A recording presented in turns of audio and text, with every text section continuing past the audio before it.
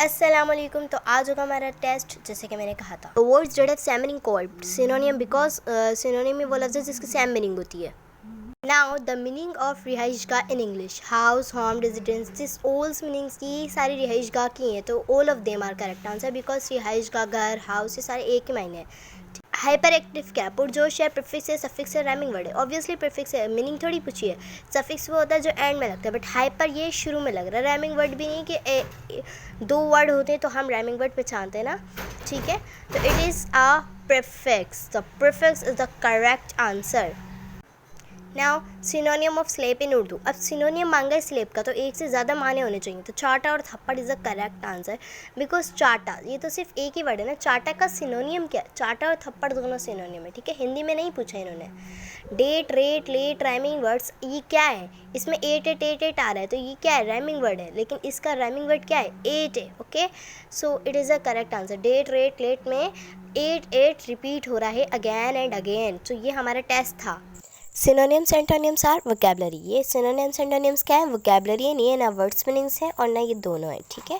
सो ये क्या है? वोकैबलरी है। English is a dash language. English कैसी लैंग्वेज है? इंटरनेशनल लैंग्वेज है। इंटरनेशनल से बोलते हैं जो तकरीबन पूरी दुनिया में बोली जाने वाली ज़बान हो। तो English is a international language, ये तकरीबन पूरी दुनिया में ही बोली जाती है, ठीक है। स्पेलिंग ऑफ चाय इन इंग्लिश, पहले चाय को ट्रांसलेट करो, वो है टी, और टी की करेक्ट स्पेलिंग है TEA। Third answer is correct. बाकी सारी गलत है स्पेलिंग्स हैं, ठीक है। देन स्पेलिंग ऑफ चोर इन इंग्लिश, पहले चोर को ट्रांसलेट करो, वो है थीफ, और थीफ की करेक्ट आंसर स्पेलिंग है ऑप्शन C THIEF। बाकी सारी रॉन्ग है, ठीक है। अब हमें वर्ड्स को तलाश करने होंगे। यहाँ पे हमें बहुत सारे वर्ड्स मिले हुए होंगे जिनमें से हमें वर्ड्स को बाहर निकालने होंगे, मतलब उनको फाइंड करना होगा, ठीक है। अच्छा, उनमें से कुछ वर्ड्स हैं guest, sin, host, ran, tag, tea, egg. These are the words. So find, and floor also. FLOUR floor, ठीक है। गेस्ट की स्पेलिंग GUEST, टी की TEA, और होस्ट की HOST, रैन RAN, EGG TAG tag.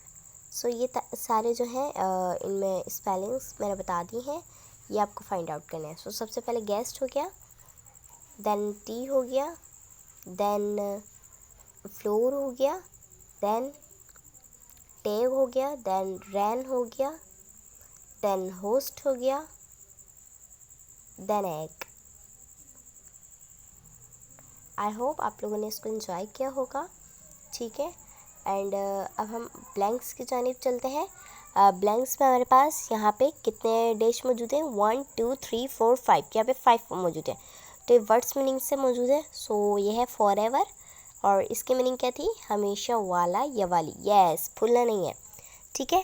Now क्या कहते हैं meaning of always in Urdu. Always की मीनिंग है हमेशा, गलती से लिख दिया है हमेशा वाला, ठीक है। सो हमेशा वाला is not the correct meaning. सिनोनियम of increase, increase का सिनोनियम क्या है? अच्छा, सिनोनियम बोलते हैं जिसका सेम मीनिंग होता है। इंक्रीज का सेम मीनिंग क्या हो सकता है? राइज हो सकता है और हाई हो सकता है। क्यों? इंक्रीज के माने हो बढ़ा हुआ, तो राइज के माने भी होता है बढ़ा हुआ, हाई माने होता है ऊंचा, तो बढ़ा हुआ ये बढ़े हुए से मिलते जुलते हैं, ठीक है। तो ये वो अल्फाज हैं जिनके सेम मायने। अब सफिक्स आ, यानी कि सफिक्स क्या है ये बताना है, ठीक है। अब सफिक्स वो अल्फाज होते हैं जो वर्ड के आखिरी में लग के उनके मायने बदल देते हैं, और क्या है वर्ड के आखिर में लग के उनके मायने बदल देते हैं, और सफिक्स को हम एंडिंग फैमिलीज़ भी बोलते हैं, ठीक है। तो ये क्या है? सफिक्स। अब word families has dash parts. Word families के कितने पार्ट्स हैं? वर्ड फैमिलीज़ के 3 पार्ट्स हैं, okay.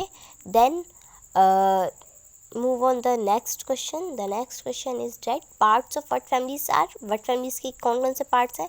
Rhyming words, prefix, suffix, ये वर्ड फैमिलीज़ के पार्ट्स हैं, हमने ये पढ़े हुए हैं, ओके, तीनों के तीनों।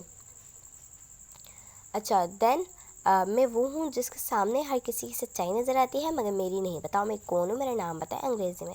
देखो, शीशे के सामने हर कोई नज़र आ जाता है, मतलब हर किसी का फेस नज़र आ जाता है, चाहे वो काला हो गोरा हो, सब सही नज़र आ जाता है, ठीक है। लेकिन शीशा खुद अपने आप को नहीं दिख सकता, तो शीशा इज़ द करेक्ट आंसर। शीशे को अंग्रेज़ी में बताना है तो अंग्रेज़ी में हुआ mirror. Thank you for watching explore learn enjoy channel. Don't forget to press bell icon, like share comment on our channel for any confusion. May Allah bless us. Allah Hafiz.